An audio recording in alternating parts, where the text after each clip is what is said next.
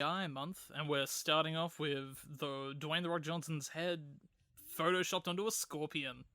That's a cracking start to 2022 and CGI month. Honestly, if there's any way I want to start the day, is with being hungover and Dwayne's face just printed onto a life scorpion body. That's really how I want to start this year, and I think it's a good sign. Honestly, when the Queen dies, I vote for a Scorpion King. That's what I want in my reality. Powerful. It's a shame that Charles died because that's what he was, so that's a shame. My name's Oscar. My name is Carl, and this is Who Would Watch This? Who would watch Who this? would Out of watch sync this? because we're Skyping. Out of sync because we're Skyping. We're back to Skyping because of COVID. Because of COVID. Who would watch this? Who would watch this?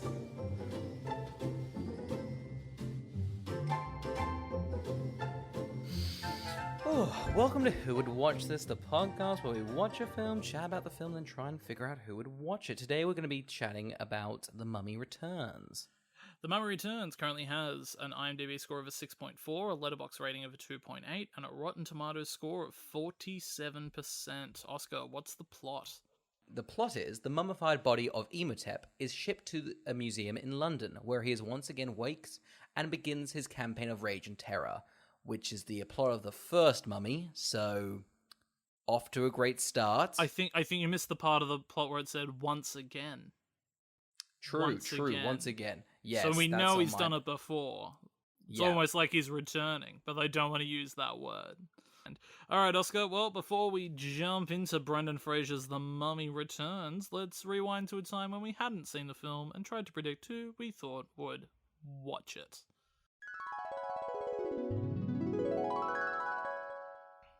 Carl, see you next year.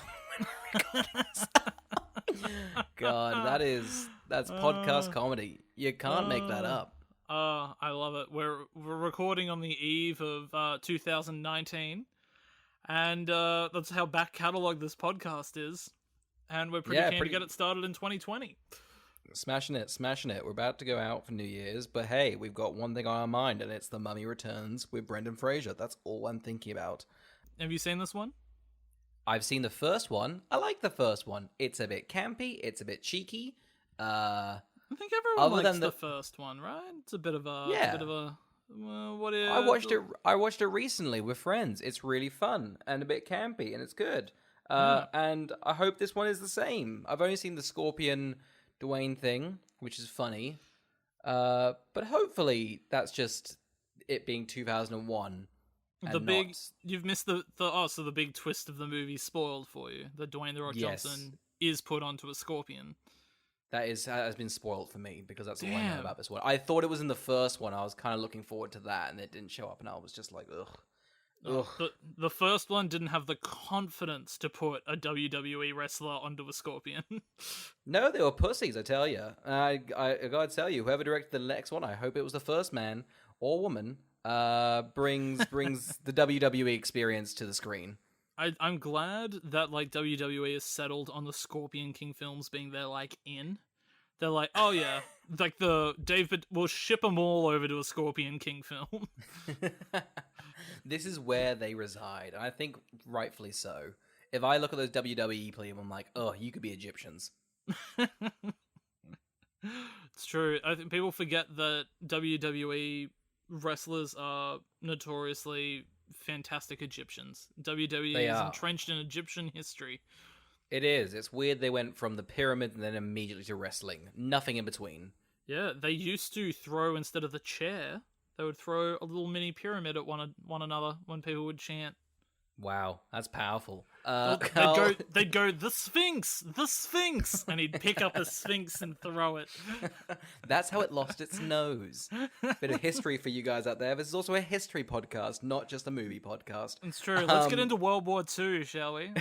I've got thoughts. Here's 11 facts you didn't know about Hitler. I'm pulling from BuzzFeed at the moment. The man loved to paint. Loved it. Don't know what happened after that, but I'm here. He's a great artist. Carl, who would watch this? Who would watch The Mummy? You've seen it, I assume. I've seen it ages ago. I think as a kid it was fine. I remember the first one being the one that was good.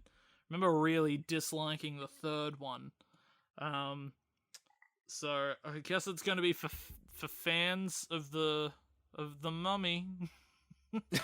Like the first Mummy is kind of like ripping off and doing its own Indiana Jones thing. Yeah. So I feel like it was like, it wasn't an old-timey horror film, it was an adventure film. So I'm going to also say it's for fans of adventure films. I'm going to say if you want to watch The Mummy and you want more of it, then The Mummy Returns is for you. It's a shame it didn't go the Alien route and it's not called The Mummies, and there's multiple mummies. That would be powerful. There was multiple mummies in the first one, wasn't there? I think so. They classified as like something else. No, it was just that one guy, that one bald man being like, I'm gonna suck people's faces till I have a face. I do remember that being a very He's pretty villainous. He's pretty villainous. Oh, alright. Carl, The Mummy Returns. Do we just jump straight into it? Because the film does. We're in the desert. We do, and we have the biggest exposition dump. I gotta tell you, a lot of information was being thrown around. The remote control was on the other side of the room. I did not get up to turn up the volume, so I did miss what they were talking about. Oscar, what happens at the beginning of the film? Because I don't know. Let me give you the gist. Dwayne is like is the leader of the Scorpion Army. They try and fight Anubis, I believe. They fucking lose. Then I think the god of maybe it's Ra. I don't know. Some guy's like, listen, you got fucking destroyed. Here, have all the powers in the world. They fucking destroy the other army, I think with Anubis. And then Anubis is like, hey, well, Scorpion dude, because I helped you're mine now. And now the army just goes away, and everyone just goes away, and it's just left empty. I don't know really what Anubis's plan was, because now his kingdom is just empty. Yeah, I don't. From the moving images I saw on screen, I thought it was interesting that Dwayne The Rock Johnson was like achievably fit at one stage in his life. You sort of look at him and go, wow, that's a man that is just very strong. He also looks very young. Good for him. He does. He looks so youthful. So youthful. The other thing I took away is the awful CGI of all those trees growing after he eats a scorpion. It's pretty... I think this is going to be a common theme in this episode. The trees were fine. I was happy Dwayne wasn't CGI already. I thought the trees were fine. I think you're mocking the trees, and I think there's so many other issues with CGI. You're telling me when the desert turned into a rainforest and grew trees, you were like, I thought that was real. I thought that was real. I thought that really happened. I thought the filmmakers, or they really did that just happened. So, I guess that's my childlike whimsy. But I guess you're a little old cretin who thinks... Why does him eating a scorpion unleash, like, a spirit? That's like it's magic. I don't know. These films, it's like Indiana Jones are like there's no magic, and then there kind of is magic. So the rules of magic are kind of when they can't think of anything, it's magic. That's kind of the padding. I just think like it's a weird thing to tell kids like you're out in a desert, you're starving, you need water, eat the first scorpion you see. Like not only will it save you, it will grant you powers. An awful message for kids. All right, so now we're in not the present day, but like Brendan and Rachel Weisz and Brandon Fraser are back at it again, just exploring temples.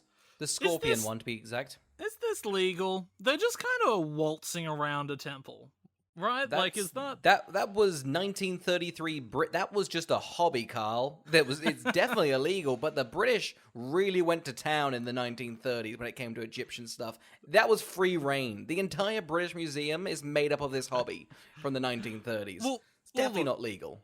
We'll throw out the fact that they've now got a kid. This kid's fucking roaming around. He has no discipline or a leash. He's never been told off. No. Are they bad parents? I think yes. I'm glad we've established this already. Alex is the kid. 1, little shit, but 2, it's Brendan and Rachel's fault. Absolutely. They're exploring caves. I'm sorry, you have to give up this hobby. You have a child. If, say, the super nanny was there, she would have reined this kid in. She would have packed him up. When Brendan, what's this? What's all this? You got to give it up. You got to look after your kid. There's no naughty step in these temples. Would have taken Brendan aside. Would have been like, Mr. Fraser. Mr. Fraser, come over here. What did your dad do to you when you were young? Let me explore temples. That's why I'm broken as a human. We do find out he was an orphan. So, Oh, do we? That makes so much sense. I was like, was it been 7 years? They've aged great, but that makes way more sense. Yeah. This kid, the choice to have a child in the film, is it necessary? Do we like him? Why? No. I don't know. I feel like Indiana Jones did this in the second one as well, and that's very similar to this. I don't think the reception was very good in like the 1980s when they did that, so I don't know why they did it for this one. Yeah. Like, is a kid ever a good introduction, really? I don't know. Wait, are you saying you don't like Short Round? No, I don't like Short Round. You don't like Short Round? Yeah, I love Short Round. I think the consensus is that I don't think the consensus is Short Round isn't a great addition to the team, as he is booted from the third film. You're a big fan of Short Round? Love Short Round. Give me a quote. As a kid, I wanted to be Short Round. What? I did. I loved it. I love Short Round. I thought maybe it's. I'm not off of the opinion that I'm sure people probably did not like Short Round. As a kid, I like Short Round, and that was probably the idea they had, which was add a kid so people like the kid. I think this kid's more annoying than Short Round. Short Round had a baseball cap. He loved things. He explored. You've just listed everything Alex does. Really? When does Alex wear a baseball cap? Go on. He's got a tie. That's the 1933's version of a baseball cap. It's a tie. They didn't have them back then. No, I refuse. I refute your mark, and I hate you. All right, fine. Let's just agree. Alex is a bad person. Not the Alex, actor. Just the character. Just the actual character is insufferable. This is just another little thing. Essentially, they're exploring a cool temple. I'm annoyed that the plot isn't this instead of... Because they just rock up at this temple, which seems like in the first movie was the real issue and a much more interesting plot. But then the plot really becomes finding Alex. But we'll get into that. What happens in this temple? Three stooges rock up.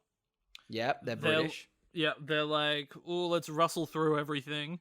Alex pretends to be a little ghost in the ceiling and is like, I'll throw a rock every now and then. That'll throw him off. For some reason, I think Brendan Fraser and Rachel Weisz crack the Nile River. Yep. They open the scorpion chest. Rachel Weisz has a vision because... Oh, that's right.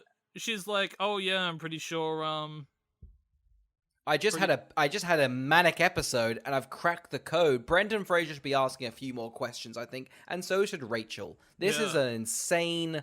I don't think it's a good plot device, but this is what we're stuck with. This is pretty much her story arc.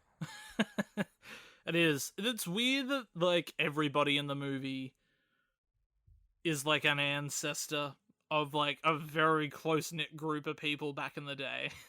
Yeah, you'd think these people wouldn't interact, and yet they are such core people in 1933, and 5,000 years ago they were the exact same. The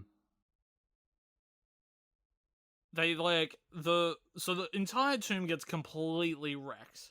Completely. Due to Alex's lollygagging, honestly. He does a slingshot, he's got a weird little trap, makes an absolute mess. Egypt loses one of its most secretive tombs, completely just ruined. This white family does not care. They steal the bracelet and they go back to their little London abode. That was pretty much the entirety of the Brit. Every rich British person did that. That was just a hobby again. That's just what you did back then. and then war came along and ruined it all. But there was a sweet spot between World War One and Two, where just you went to Egypt and you fuck shit up. It was a great time for Britain. Yeah, Tomb Raiders. That was a really good sweet spot between, and people forget this in modern history, between World War One and World War Two. Tomb Raiders everywhere. Tomb Raiders, pretty much everywhere. And they're all conscripted. I actually found the other day, because I was down back home and I was helping my dad clean out the garage. And I found these skis of his, and I was like, Dad, I don't remember you being a skier. And he was like, no, these are from when I was a Tomb Raider, back between World War One and World War Two. Wow, look at that. Your dad's showing his age. He's fucking ancient. So, should be ancient history, not modern history. This guy. Give him a call right now and tell him that. Tell him he's old. Dads he can't hear. His hearing's very gone. He's very when old. The amount of temples that collapse, his eardrums are burst. They're gone. They've withered away. He's also completely emotionally ruined from the amount of Alexes that he's lost over the years. You know, at least Brendan Fraser and Rachel Weisz find their Alexes. My father lost them all, and it happened all the time. He would use them as just cannon fodder, pretty much. Just like, oh no, a puddle. Throws the little Alex down and steps on him, drown it. He did that quite a bit. Glad but you've made it out. You're like the 58th Alex. Oh yeah, and look how good you look. Every time my dad was like, "Oh no, this one requires a human sacrifice," it was a little eyeball to Alex. Like, Alex, go and step on up. My name's David. My name's David. Stop calling me Alex. I'm not learning your name. You'll never be Alex. But you're putting that name on me. So Alex picks up. They go back to their London estate again. Don't need to work. It's a fucking mansion. I'm pretty sure from the first movie they got all the gold in Egypt. Yeah. The mansion's so big, they don't even realize tons of people have broken in and are just in separate rooms. Like, there's other lives happening in the other wing of the mansion. There's other fights, and you can't hear the noise. The West Wing and the East Wing are miles away from each other. Brendan and Rachel sleep in separate wings. It's a sad marriage. The literal show The West Wing is happening over on the South Wing. Believe it or not. So Alex, Rachel's fighting, what do you want to call her? The Queen? I don't know if she got a name, but yeah. She can be the Queen. The Alex is like, oh cool, a hip little bracelet.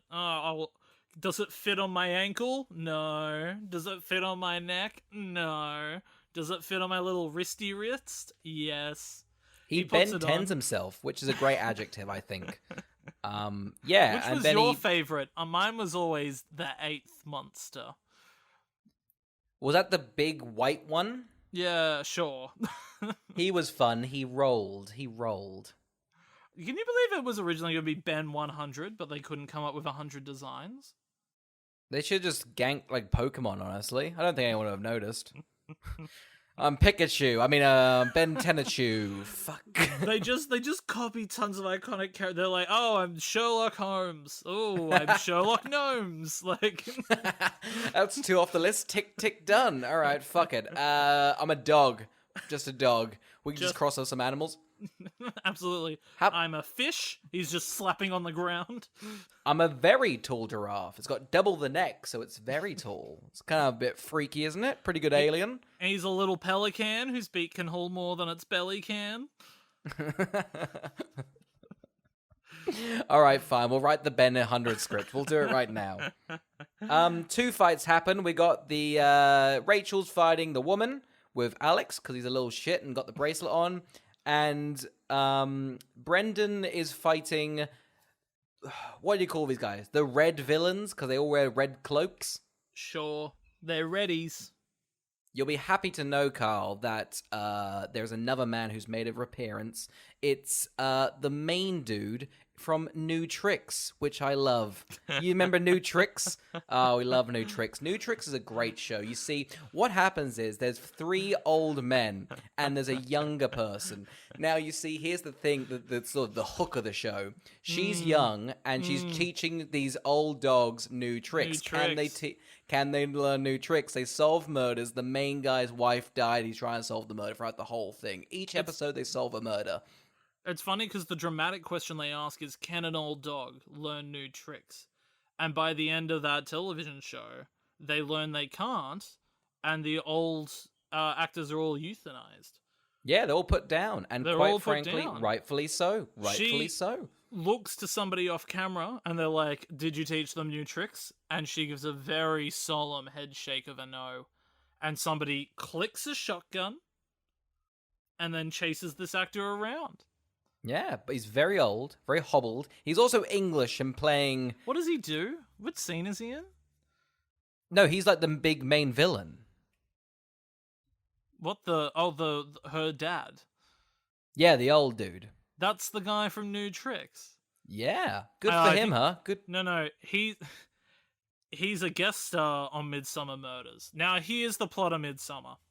Basically, you've got an old detective and a new detective, and they've burrowed into a cozy little town on the UK countryside. But here's the thing. The gardener's wife was fucking the sheriff, and Stop it. they've decided to go on a little killing spree.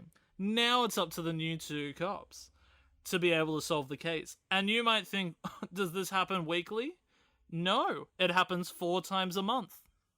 Sometimes 5 if there's 5 weeks in a month. Depending on it, but that's just an average. I mean, in that's November there's about 300 murders, but that's just on Absolutely. average. But that's because that's November, you know. When it rains, Yeah. it pours. Exactly. So that's the old guy from New Tricks. I don't know what his name is. Midsummer Murders. And Midsummer Murders. Should we do a retrospective of him? What else do we think he's in? I think probably a guest appearance in Doctor Who. He's an English actor. They all have done that. It's true. They've probably been on the Graham Norton show, maybe. Very early episodes. I don't Very think early. he's like. I don't think he's like. You don't want to put him next to like Lady Gaga. I feel like the tone is strange in that room, if that's the go. He's like, believe it or not, I raided tombs between World War One and World War Two. And Lady Gaga's like, I am not interested in this. Pull the red chair. Oh, that's a reference. Graham Uh-oh, Norton. Not a fan. No, we've established this before. Oscar's an Alan Carr chatty man. That's just who I vibe with, you know? That's just who I am. That's just who I, relate to. Back to this plot, though. Oh, no. I know. They steal Alex. They steal Alex very easily. Do you know what he's doing? He's staring at his parents having a little makeout session. And then this guy comes and creeps up behind him and is like, yank! There's also the guy from the first one, Jonathan, who's like the nerdy, greedy man, who I thought was dead from the first one. But No. apparently he's the comedic relief. He's got very all the evil. comedy. He's got all the comedy. He's the comedic relief. Thank God, he's hilarious. He's our reluctant hero. Wow. I wouldn't He's- call him that. I'd call him greedy. He's No, the I think Neville he Longbottom does. of this franchise. Oh, He he's definitely rises the to Neville. the occasion. You know what's funny? We're both the Neville of the podcast, which is good. It's not true. They- I've been they- told they- I am the moaning myrtle of this one. No, you are a little slut, aren't you? You're a It's little true. slut I if you am. get it. Fun fact: I've never left a bath. Are we enjoying this so far? We're probably 40 minutes in, like 50 minutes. I don't know. Like, what is this? What's going on? It's pretty. And I'm going to say right now, I think the first one had a lot more Brendan Fraser. When I sort of finished this whole thing, I was very surprised at how little Brendan Fraser really has to do with his plot. You know, he's not like anyone's relative. He's just kind of there. And it's kind of upsetting because, like, I feel like that's like the main get, right? In the first one, he's great. Yeah. We also like missed an iconic moment where Rachel Weisz goes out of her way to put a chair over a door, and Brendan Fraser runs up to her and is like, "Don't put chairs over doors, you stupid woman," and grabs her and runs. It's a really pivotal to out the of left plot. field bit. Yeah. He's like, I think it's funny. Mummies don't use doors, and you're like, all right, sure. Like, I can only imagine the director's like, oh, Rachel, you know, be hilarious. See that Crafts chair over there from Crafts and Services, and move that over into the sound stage and put it in front of the door. Brendan Fraser sniffs around like, who the fuck moved the crafts chairs? I swear to God, there was one statement in my contract, and that's the fucking thing I die on. He's like, we moved all of them into an arrangement yesterday. It took an hour, Rachel. An hour. What would Daniel Craig think of this? What would he think? We haven't been in a film together, but I imagine he'd be furious. Imagine he wouldn't let you move the crafts tables at home, would he? Would he? No. You stupid bitch. Spits in her face. And True. rightfully so. However, on all other accounts, I've heard Fraser's a delight.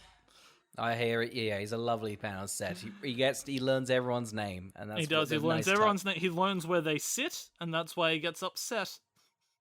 when people move the fucking chairs. Because he calls. He's like, "You're B1, and you're A3." But how will I know that if there's a chair missing? So they go to the British Museum. The cool guy from the first movie is there. I was confused.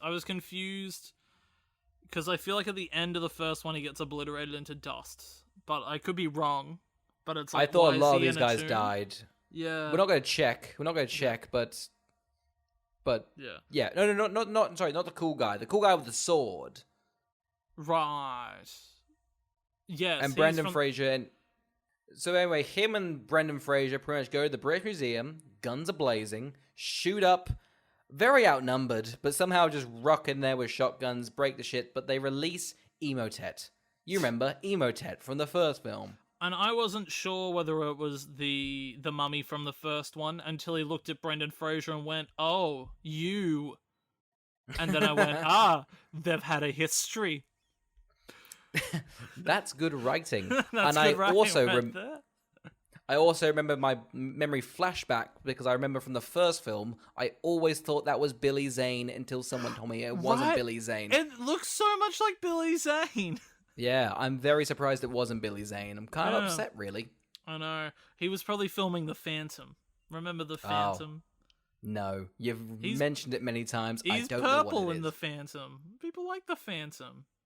I like Never The seen Phantom. or no. You're a big fan of The Phantom, you freak. I'm a big fan of I'm sure if we watched it, it would not hold up. But I love the idea of being a fan of The Phantom. We'll do it for the potty. We'll do it for the potty. Do you know what they call? Do you know what they call fans of The Phantoms? Phantoms? Yep, it's pretty fun.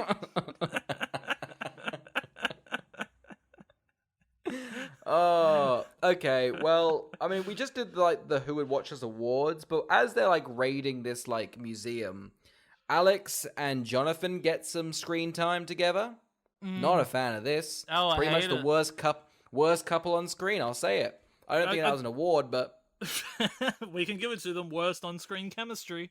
Look, here's the thing: if you're going to pair the comedic relief with Alex, you don't do that. You don't do that. And the film learns that pretty quickly. They never have a scene together again. They now know, oopsie doopsie, we fucked up. It's really weird. It's like they didn't actually need to have Alex, because they could have just put the bracelet on Jonathan, and they would just had to save Jonathan. You know? Yeah, I do appreciate. and that's. I do appreciate the fact they didn't break up their relationship to make conflict in this film. You know how That movies was will good, do that? actually. That is nice, isn't it? They're just in love, but again, Yeah. very abandonment. They're very bad. They shouldn't have adopted the kid. Bad Oh. parents on them. Huge. Like, they obviously don't like their son, but they could No. at least try. They could pretend. I think it's Here's the stupid. thing. Here's the thing. I'm gonna say it very blanket statement. They're in a very happy relationship, and as a result, they don't love their son. I think it's either or. You know, you love your kids, you're in a bad relationship. That's just what happens. I think you know that they're bad parents when their solution to trying to find their son, their mode of transport, is a blimp. Stupid. Oh, that's fucked up. It's absolutely. Could you imagine if in Taken he took a blimp to France? No. Ridiculous. A ferry will Stupid. suffice. Yeah. You go Before you get into the blimp, you forgot another mode of transport. Jonathan is like, well, the keys are stuck in the car. yeah. We're going to make our escape on a bus. What does that mean? The keys were stuck in the car. I remember looking, and they were trying to start the car, and I was like, "Oh, good. I'll jot down a note." And then I looked up, and he'd brought a bus, and he was like, "Couldn't get the car to start." And I was like, "Are you fucking kidding me? What awful writing!" I'm not going to look this up. And now I say it, it sounds a bit silly. Did they have buses in 1933? Probably. Yeah, I mean, probably. if they've got, But it looks pretty modern. it looks like Have a they just been brand using? new Have they bus. Like it was what he was like. Look what I've found. It's just been released. The concept is a bus. It's red like this. It's double decker. Like, it had like a what's it called? An Opal reader on it. Very weird, but hey. yes, Jonathan was in the driver's seat and he was like, "Did everybody tap on? Because I will have to ask you to step off if you have not tapped on." So 4 mummies come chasing them to because they're avoiding fees. This scene goes on for a bit. I don't really have any notes. Look, Alex has been taken. I don't really care. We can get into the chase. You know, the chase of the film. They find a man with an eye patch. He's like, "Uh-oh, I've actually got 2 eyes." You're like, "That's fun. More comedic relief. We need it." So that's so far 3 comedic characters. Yeah, I've laughed 3 times as much in this film. Oh yeah, 1 for each character. Yeah. Yeah. Well, if you're gonna have that much comedic relief, you might as well have them interact. I reckon get the 3 comedic relief actors, give them their own film. Thoughts? I think I'm glad Disney has bought this, I assume, because they own now everything. Because I really want a mini series about Alex, Jonathan, and the dude who owns a blimp. I think it could be an Emmy contender. Just my thoughts. Maybe get David Lynch involved. It could be a bit different. Produced by David Lynch, but directed by the guy that did Jack and Jill. Oh, that's a winning combination. Oh god, it'd be pretty funny if David Lynch had any attachment to Jack and Jill, because then film people would have to watch Jack and Jill and be like, you know what, the Dunkachino scene actually did have a lot of layers to it. Here's the thing though, the Dunkachino scene slaps. It slaps. It's great. The rest of the movie's such dog shit, but Al Pacino committing to that film, good for him. Good for him. It's really fun, that scene. I'd buy a Dunkachino if it was a real thing. I think it should be a real thing. I don't know if it was a tie-in in America for the release, but I want one. Can you imagine Al Pacino's face on a donut? Oh, I'd scoff that like a little fat kid. Oh my god. Have and eat it like a snake. No swallowing, just digestation later, you know? That's the thing, Al Pacino can just digest in my little tum-tums. I'd be like, "Whoa, you like it down there? Way!" Wait, no, that's not his voice. How does his voice go? Hua! Ho-ya! Ho-ya! I'm Al Pacino! Ho-ya! Is that it? Jesus Christ, okay? We're never doing an Al Pacino movie, because that impression can never come out again. Are you sure? I think I kind of nailed it. Hang on. They've heard me back in the house. They said I've nailed it. I can hear them cheering. Oh, wow. The neighbors are cheering now, too. Wow. God, they're gonna blow out the mic. Can you tell them to quiet it down? Yeah, look, so they go on a chase. They have absolutely no idea how they're going to catch up to the kid. So the kid comes up with a cunning plan. And that is for him to make sand castles of every place they're going to go. Just before that, they do that train thing. We don't do much about the train, but let's just quickly say this train bit and then the sandcastle bit.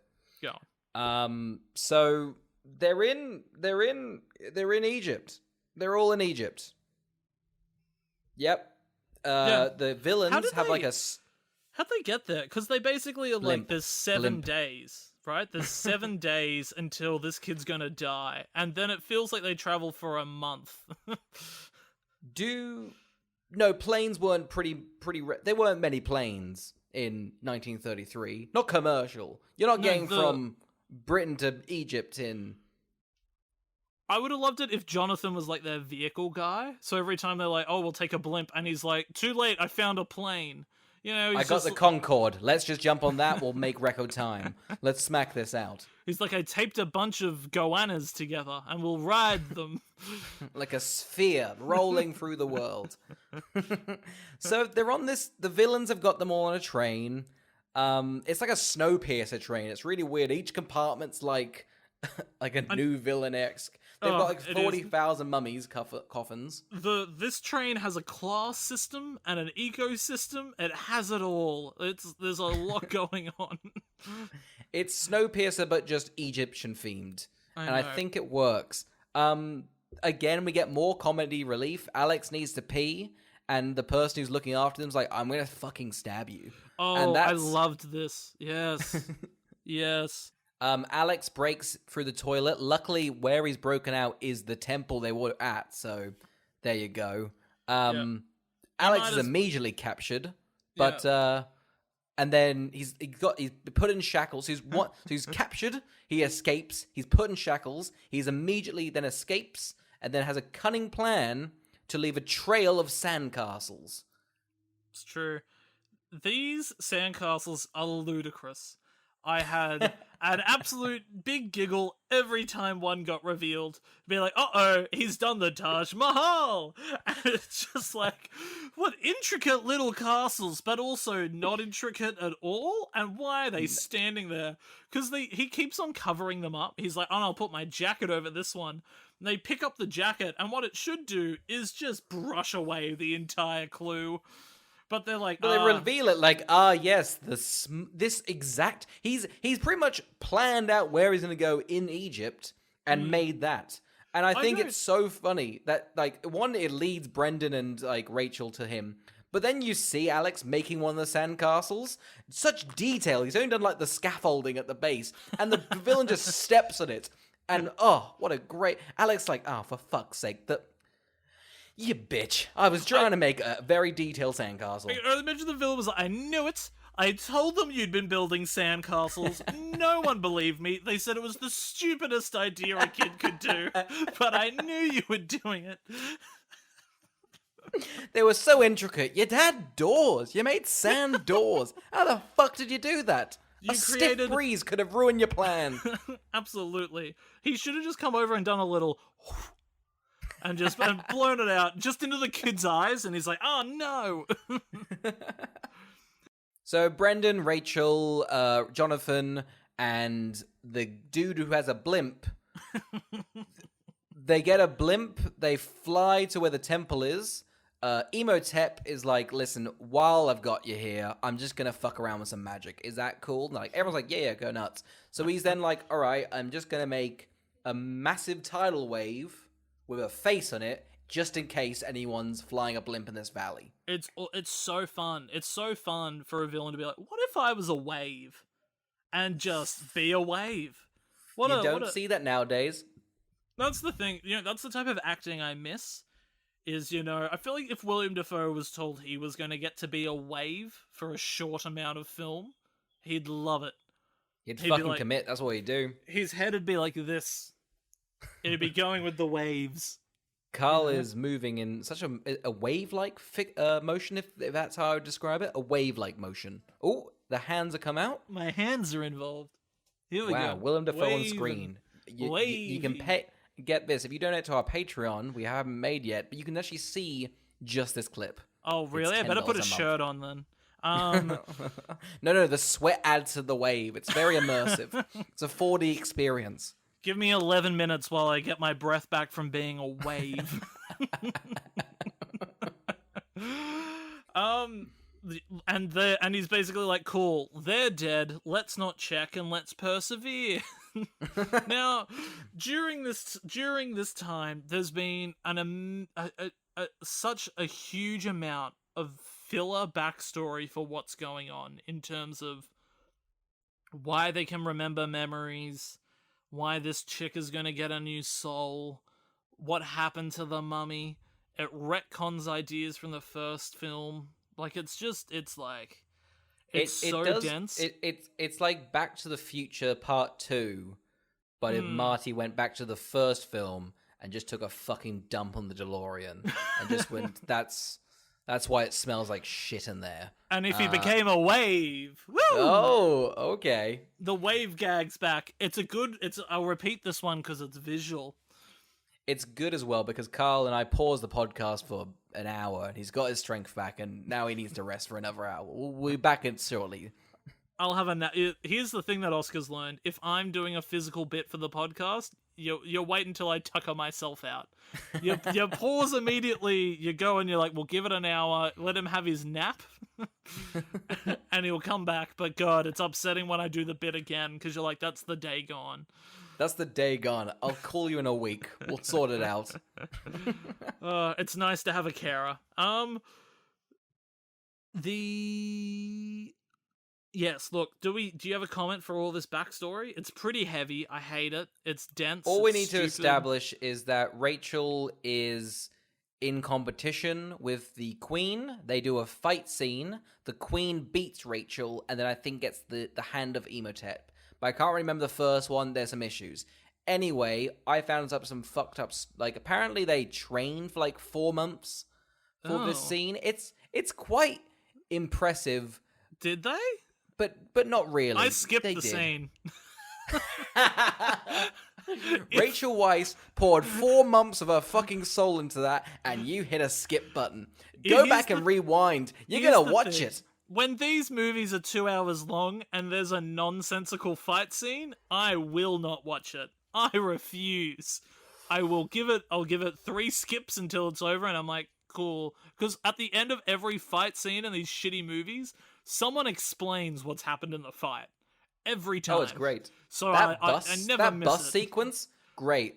Made a cup of tea. Came back, but like, all right, here's the stakes. I'm like, great, thank you, Brendan. You've established everything perfectly. Yeah. So I couldn't tell you how less invested I am at the end of this film. the monkeys come out of nowhere, and the monkeys are half dead. Yeah. So pretty much all the gang goes to the jungle, which was at the start of the film, if you recall. They fight these little mummy monkeys. It's a scene. Had Pirates of the Caribbean: Curse of the Black Pearl come out yet? Like, did they make these because of the popularity of the monkey in the Pirates films? No, I think Pirates was like 2003. So this actually probably spawned the monkey. This is kind of like version 1 of the monkey. But when they sold these as toys, kids were not happy. Were not at all happy. Freaked out, to say the least. So the toy company went, you know what? Let's make that fucked up mummy just a skeleton. That's what kids will like. Here's another thing. Why does the mummy have the power of walking on ceilings? It's not a mummy power. Which one's the mummy? When does he walk on the ceiling? In the train, he's like, I'm just going to crawl around on the ceiling. Oh, he does. Well, they're kind of like, listen, if there's scorpions involved, it's probably like a spider, bit of DNA in there. Spider-Man tie-in. There you go. Did you know that Brandon Fraser is actually the new Spider-Man? That's pretty fun. Wow, that's a lot of fun. He's an extra, so his career's not gone very well. Look, for reasons Rachel Weisz dies. It's a thing. I'm just skipping to it. We'll skip it to it because then we'll establish that. But Rachel gets stabbed by the Queen. Yep. Everyone gets brought into the Scorpion Temple, Alex included. Alex is like, "Hey, by the way, got some visions. You guys probably shouldn't do this." And everyone's like, "Shut up, little child. Give me that bracelet." That guy's like, I'm going to stab you again. And Alex was like, I need to pee. And he's like, damn it, I've been foiled. Yeah, I'll take him to the potty. It's fine. There's a train miles away. Yeah, look. I thought that I hated the last, 20, 30 minutes of this film. So much happens. We're just going to rattle it off. The cool guy with a sword in their gang calls up his friends, is like, hey, if you have it, can you just rustle up an army? Very concerned where he had this army from. The old guy from New Tricks gets duped. He puts his hand in a hole, gets eaten. That's buffoonish. It's a bit of fun. The Queen has stabbed Rachel Weisz, and the Imhotep has pretty much got the Scorpion bracelet because Alex is saved, and now he's about to awaken the Scorpion King. Brendan Fraser's like, well, thank God Alex is safe. Immediately loses Alex again. Here's the thing. This is how much has happened in the movie. He didn't even brush on it. Do you know the guy with the sword from the first film has an entire subplot about a fucking bird? I don't know what this bird is. I don't know what it does. It has an intense death. He values the bird over the kid and is like, nah, I'll save the kid instead. It's very weird, isn't that? Like pretty much the man's like, wow, my bird I love. And Brendan Fraser's like, hey, my kid Yeah. might be there. So let's wrap this up, okay? We're trying to get this film done. Do not do this bird fucking subplot. We got things to do. Alex is probably in there. We can finish this up in 20 minutes. If you do a bird thing, we're going to be here for weeks. I like to think that bird flew into that animated film Valiant. Well, Ricky Gervais is a pigeon. Yeah, that's the stuff you want. That bird's like, I'm off for my spin-off, Valiant. It's the Mummy MCU.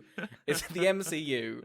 It's just the 3 Mummy films and Valiant. I love the idea that when that new Mummy film came out, they were like, oh, connective universe with the Mummy, it's never been done before, and somebody was like, Valiant.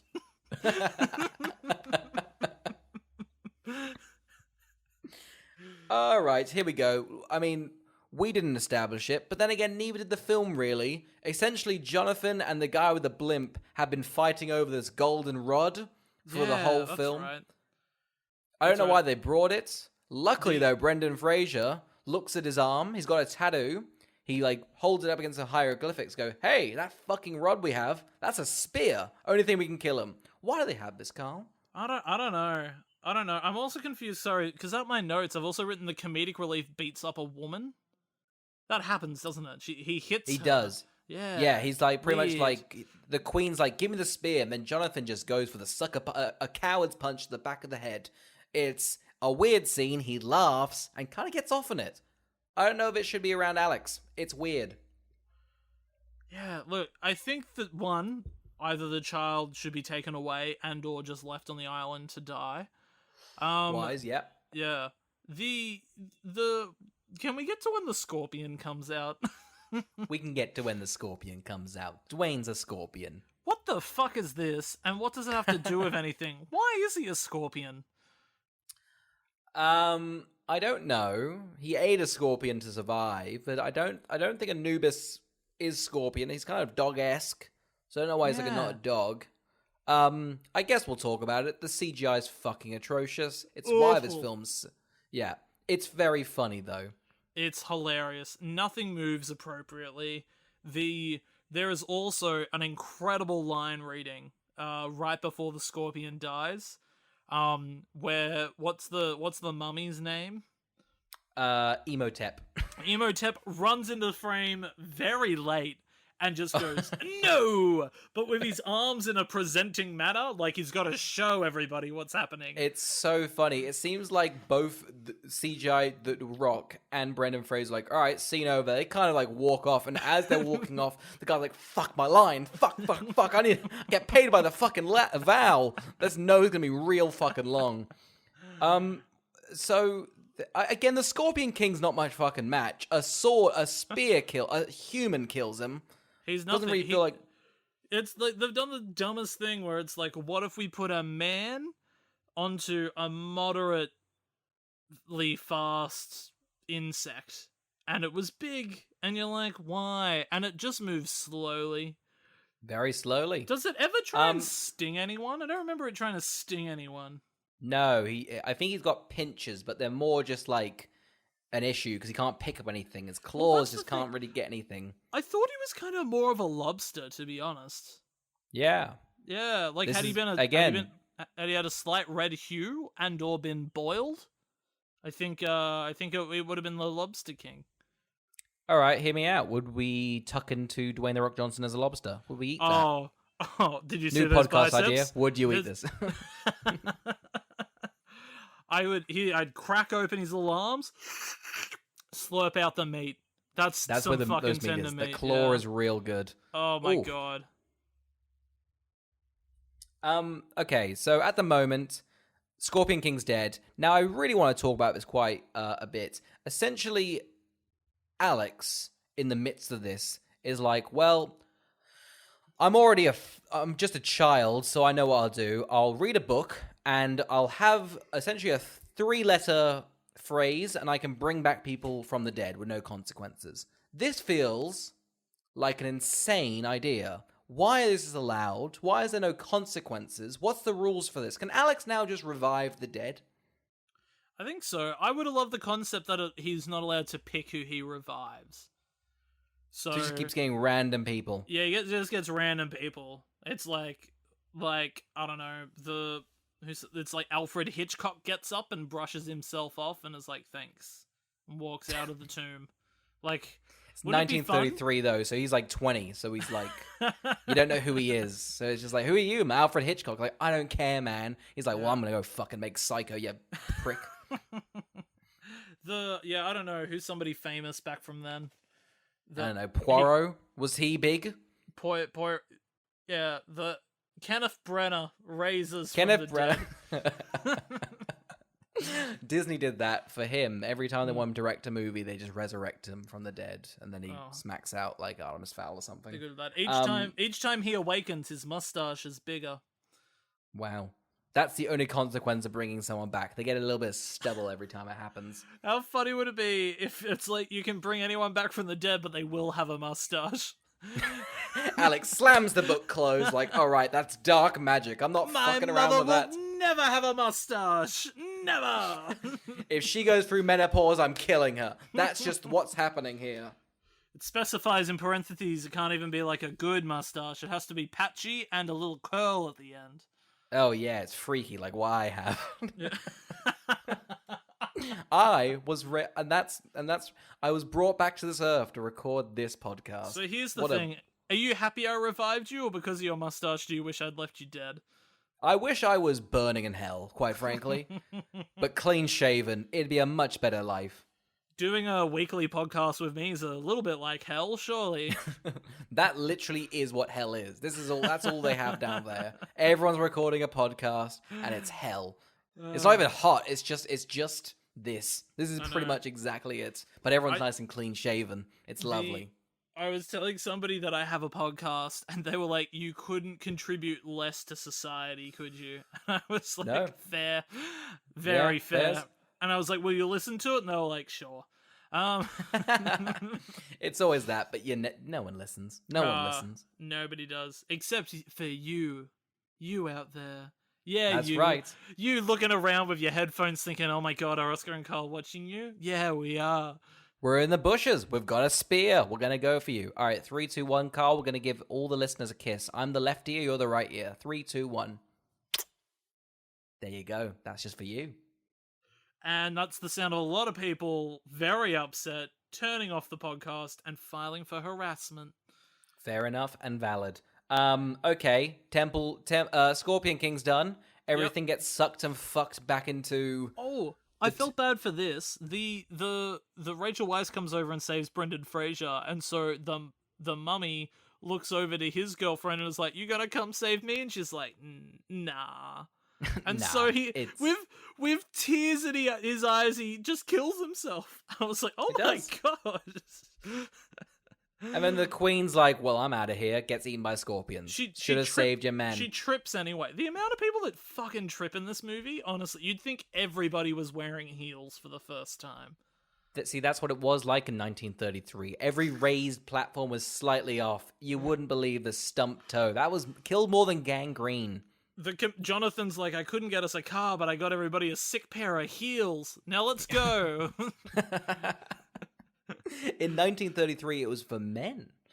That's right. No, he got those little wheelie shoes, and he was like, "Come on, heelys. It's like skateboarding, but not on your shoes." People call you a nerd. The blimp they climbed to the top of the pyramid temple thing. They're like, well, we're boned. Thank God the blimp guy's there. Before they do that, Jonathan's like, well, I just need to establish that we are the bad guys. Takes the fucking crystal. Hasn't he learned? He takes the pyramid's crystal. Why does he do this? The whole 2 hours have been them fucking about because they stole something. It's also wild because he's taking that crystal being like, the blimp will save us. You never put 100% survival into the blimp. Never. I dare say 25%, if that. Oh my god, if I had a blimp, like 13% tops. Like I'd want another mode of transport. It's a 1933 blimp as well. You think that was up to code? No it had fucking like way. giant fucking band-aids on it from it getting ripped, and it's like, what's even ripped it? Like, Don't worry, the hydrogen will save us. Up we go. And the island gets sucked up.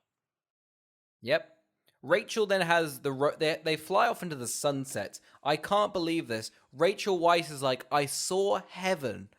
And Brendan Fraser's like, not now, kiss me. Rachel Weisz has seen the afterlife, and we're just gonna brush over that?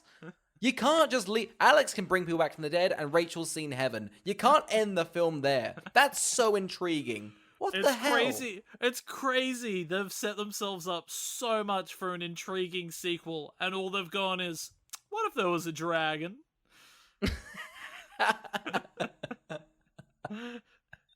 I love it. The start of the film was way more interesting, and the end of the film was really interesting, and the middle was gross. And yet that's what we're left with.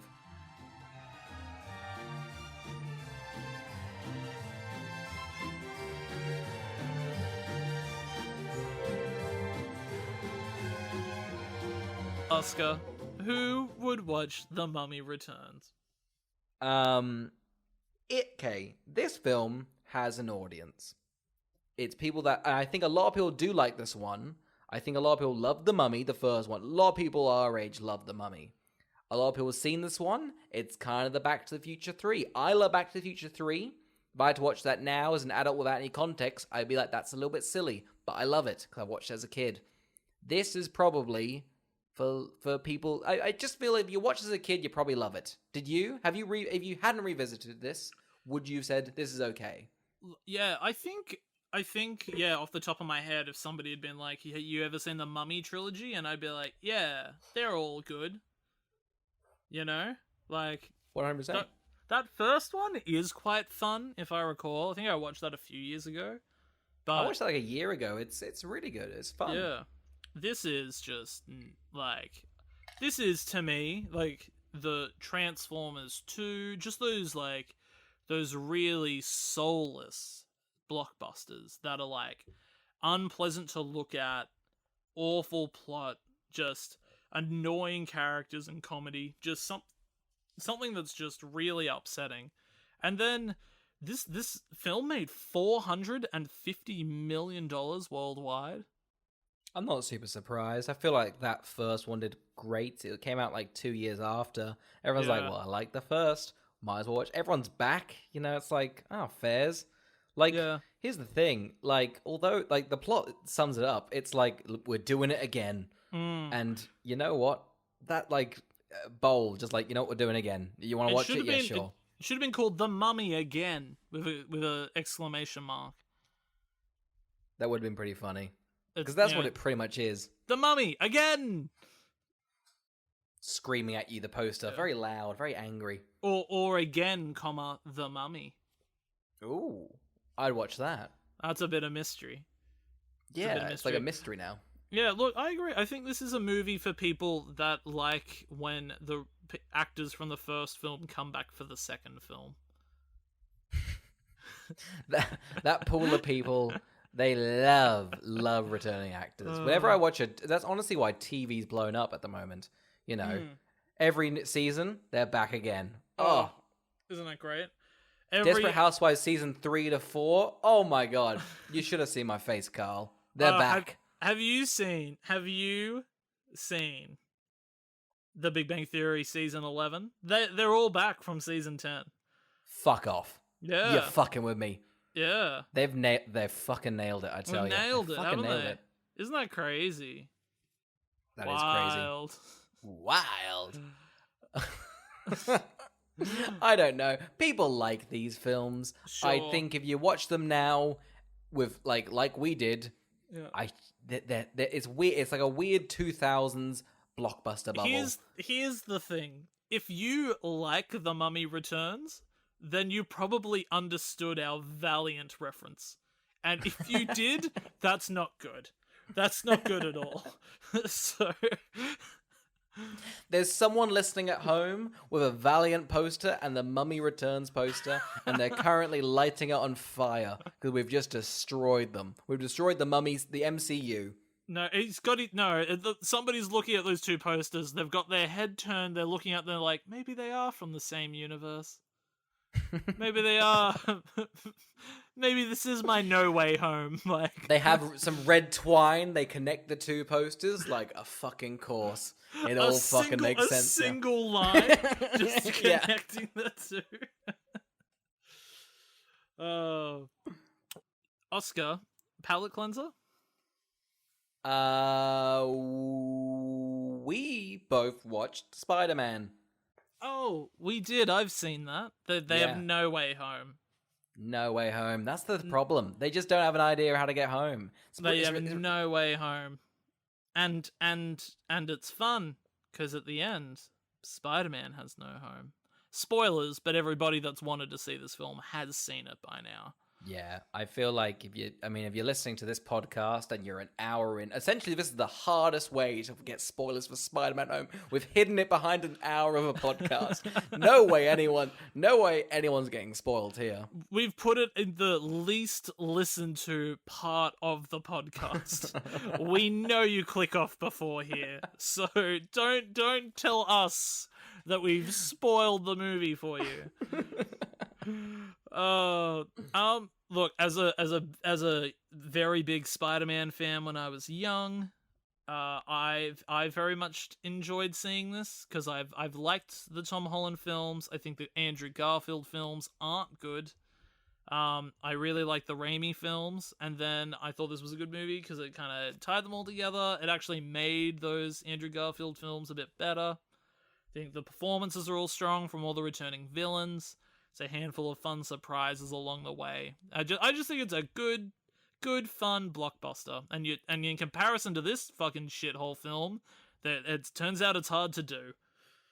That's the thing. I've got issues, but at the end, like my only issue is really I got fooled. It's a Marvel film. I went nuts. But then you get, and also I was a bit annoyed that they tricked me. It's the first bit of nostalgia, like baiting that I've experienced as like actually used upon me, and it worked. It got me to pay money. Those pricks. And I'll be honest, when Toby and Andrew rocked up, I was happy. And then after it was done, it was like a post nut clarity. I went, damn. I think if you watch what's it called? So say the new Ghostbusters Afterlife. I think that one's worse with its nostalgia because it's like, look, these people are in it, but only for a very small amount of time.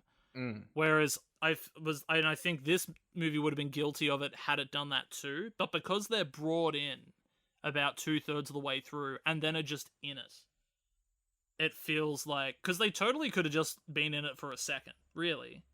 Yeah, Tobey Maguire swings part. I was expecting that. You get a bit of that. It's I'll be honest, genuinely, other than like the 3 Spider-Man popping up, when Venom showed up at the end, chuffed. We've had so much Venom content. I was the only person in the in the cinema giving a standing O, screaming and hollering at Tom Hardy.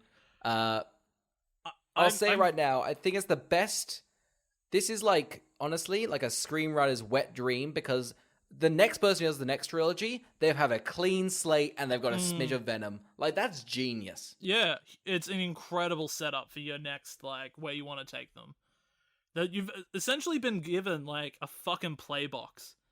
Because now it's like, you can sort of, like, do whatever you want. Yeah, because you've already got like the Uncle Ben, Aunt May thing. That's tick done. He's in like in a studio apartment, poor, doing the Spider-Man stuff, and you've already established all the stuff. You pretty much can just start the movie and go nuts. And, all right, Carl, what are we reviewing next week? Next week we're reviewing another film with bad CGI.